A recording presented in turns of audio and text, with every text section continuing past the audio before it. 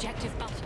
The Scout class is probably the most rewarding and fun class available on Battlefield 1, however it is an extremely difficult class to master, and with the sheer number of gadgets, weapons, different variations of weapons and secondaries, it can be very confusing. However, in the right hands, the Scout class is one of the most effective classes available on the battlefield, very effective at longer distances with the sniper rifles, and with the right combination of secondaries and gadgets, you can also be very good in closer quarters against both infantry and vehicles. So today I'm going to be showing you my personal favourite weapons, gadgets and secondaries available in the Scout class, which is my favourite class to use on Battlefield 1. So hopefully this video will help you out, and let's go on into it. First up, I'm going to be covering the main weapons available to the Scout class, and those are obviously the sniper rifles. Now in Battlefield 1 there is a large selection of different sniper rifles and different variants of those weapons available, and all of them can be effective depending on the map and depending on the engagement distance.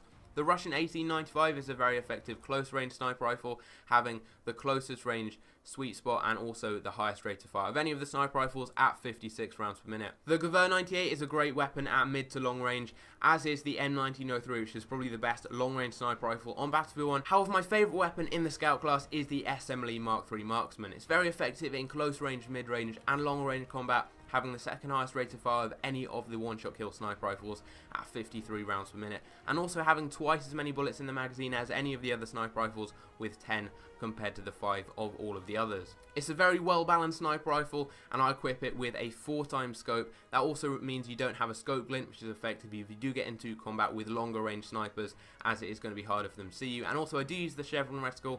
The reticle choice is down to you, but personally I do prefer the Chevron. There are 3 different variants: the carbine, infantry and sniper. I always go with the sniper variant, as in my opinion it is the best. And also I do not equip a bayonet on it, as it can affect accuracy. If you do want to use a bayonet, if you get into closer range combat, maybe in team deathmatch, you can use it, but most of the game modes I play, which are conquest and operations, I just don't prefer to use a bayonet. I never really use it, and it can negatively impact the weapon. Now moving on to my favourite secondary available in the Scout class, and in total there are 9 different pistols. There are only 3 that I really use, and those are the From a Stop, the M1911 and my personal favourite, which is the Mars Automatic. Now the Mars Automatic is the heaviest hitting of any of the Scout class pistols. It's a 3-shot kill in close range combat. 1 shot to the head and 1 in the body is also going to kill someone, as it does do 40 damage up close, and also does have the best damage drop off of any of the pistols, making it effective if you do clip someone in the leg with a sniper rifle. You can just hit them once with a pistol and it is going to kill them, which is very effective. That's why I seem to use the pistol for a lot. I get a lot of kills with it just by finishing someone off if I don't end up hitting them in the head. The From a Stop is a great alternative if you do prefer spam fire pistols, as it does fire at 450 rounds per minute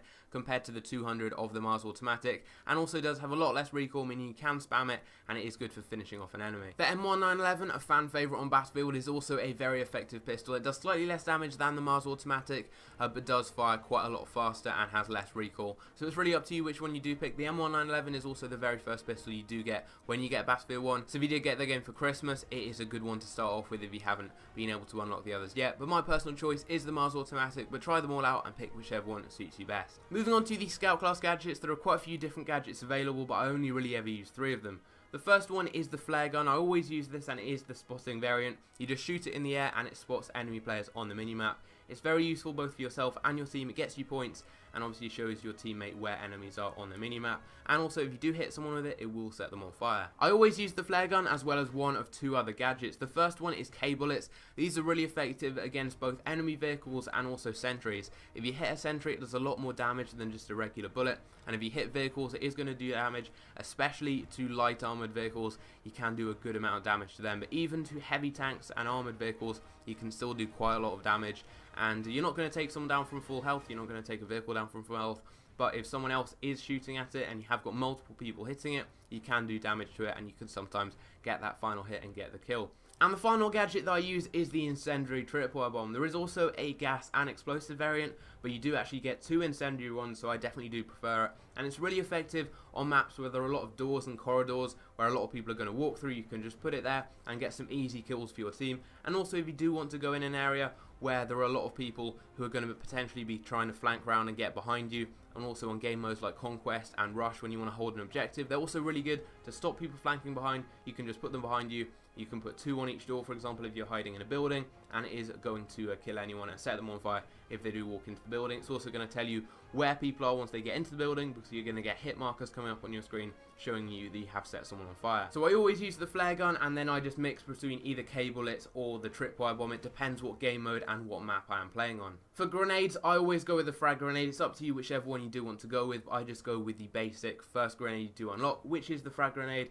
But yeah, as I said, it's up to you which one you do want to go with, but that's my personal favourite. And again, melee weapons, it's a matter of personal opinion. I always go with the combat knife, but it's up to you which one you do want to go with. If you do have a favourite, just use that one. So there we go, that is my favourite scout class to use on Battlefield 1. The SMLE Mark III Marksman with a 4x scope and chevron reticle, the Mars automatic sidearm, as well as the spotting flare gun, the incendiary tripwire bomb, a standard frag grenade, and also the combat knife. That's my favourite class that I do use, and I use it a lot in Battlefield. I've had a lot of kills with it, and it's a class I would definitely recommend trying out. As I said, you can swap about, you can try some different pistols, find one that you do want to use. You can try out some of the other gadgets, although the ones I have shown you are the ones I would recommend. And again, if you do have a personal favourite type of grenade or melee weapon to use, again, use them. But this is kind of just a guide, the ones I prefer to use. But yeah, hopefully this video has helped. Yeah, I definitely would recommend trying out this class. Also, if you could leave a like on the video, leave any comments down below on anything I can improve, as this is my first ever Battlefield 1 video. That would be really appreciated. But I hope you guys have enjoyed, and I will see you in my next video. Take care.